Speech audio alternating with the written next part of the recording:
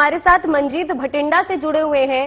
मंजीत, सिख धर्म में आज का दिन कितना ज्यादा खास है ये बात तो सभी जानते हैं और अभी नवजोत भी बता रही थी, लेकिन भटिंडा की अगर हम बात करें तो वहां पर किस तरीके का नजारा है, किस तरीके की तस्वीरें हैं, क्योंकि विशेष दिन है और सुबह से ही हम देख रहे हैं, गोल्डन टेम्पल की भी तस्वीरें देखी कि रौनक नजर आ रही है गुरुद्वारों में।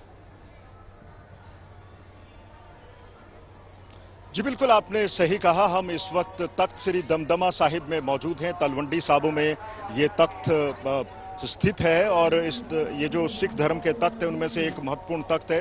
देख सकते हैं, जहां तक बैसाखी की सेलिब्रेशंस की बात है, उत्सव की बात है, पर्व यहां पर धूमधाम से मनाया जा रहा है। इस गुरुद्वारा साहब को बहुत खूबसूरती से सजाया गया है और रात के लिए खासकर रोशनी का इंतजाम भी यहां पर है। हालांकि जो दिवाली, जो बैसाखी का जो रात होती है वो स्वर्ण मंदिर परिसर में सबसे ज्यादा खूबसूरत होती है, लेकिन यहां पर भी जो खूबसूरती है उसको बढ़ाने की कोशिश की गई है। कई दिनों से ही इसकी तैयारियां शुरू हो गई थी और जहां तक लोगों का उत्साह है, आप देखिए सुबह तड़के से यहां लोग पहुंचना शुरू हो गए थे।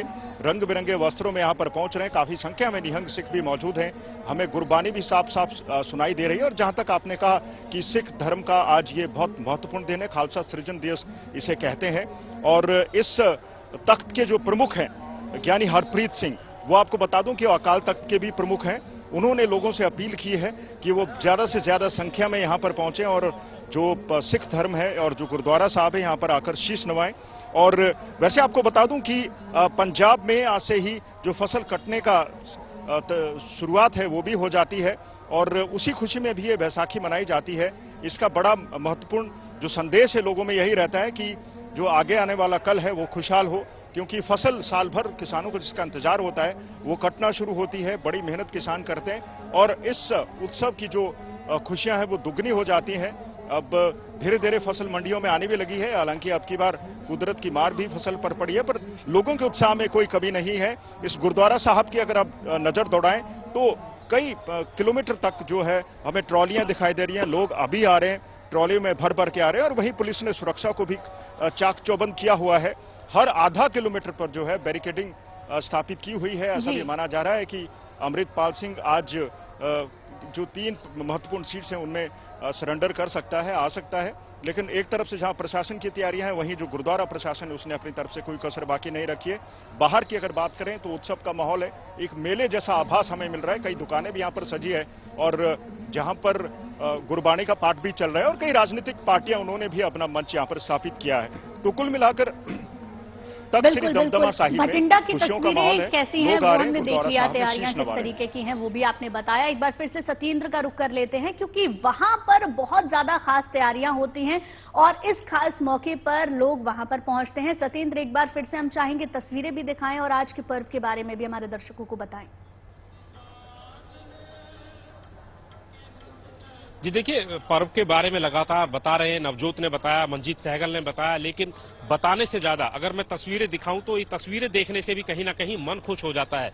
ये तस्वीरें देखिए गोल्डन टेम्पल परिसर की हैं, स्वर्ण मंदिर की हैं और यहाँ पर जो भव्य सफेद रंग चारों तरफ दिखाई देता है और जब कैमरे को ऊपर ले जाते हैं तो जो स्वर्ण दिखाई दे रहा है, गोल्डन कलर, शायद यही वो रंग है जो कहीं ना कहीं लोगों में जोश भर देता है, उत्साह भर देता है, श्रद्धा जिसे देखकर आ जाती है। और ये तस्वीरें अब मैं नीचे की दिखा रहा हूं कि यहां पर बैसाखी से पहले ही अगर अमृतसर की बात करें तो अमृतसर एक ऐसा शहर है जहां से कुछ ही किलोमीटर की दूरी पर पाकिस्तान शुरू हो जाता है, लाहौर शुरू हो जाता है और यहां पर देश और दुनिया भर से श्रद्धालु आते हैं, सैलानी आते हैं और जो अमृतसर आता है वो गोल्डन टेम्पल जरूर आता है। और ये तस्वीरें मैं आपको दिखा रहा हूं कि ये जो सिलसिला है लोगों के आने जाने का, ये रुकता नहीं है, ये निरंतर ऐसे ही चलता रहता है।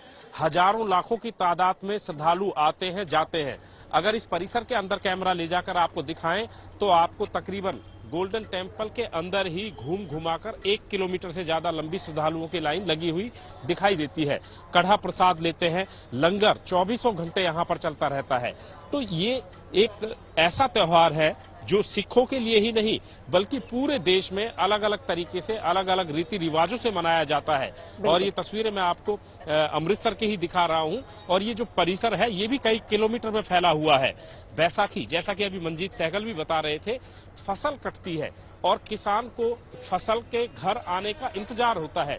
जब फसल पक जाती है उसकी कटाई होती है और कटने के बाद जब फसल घर पर जाती है तो किसान के जो सपने हैं वो यहाँ से शुरू होते हैं।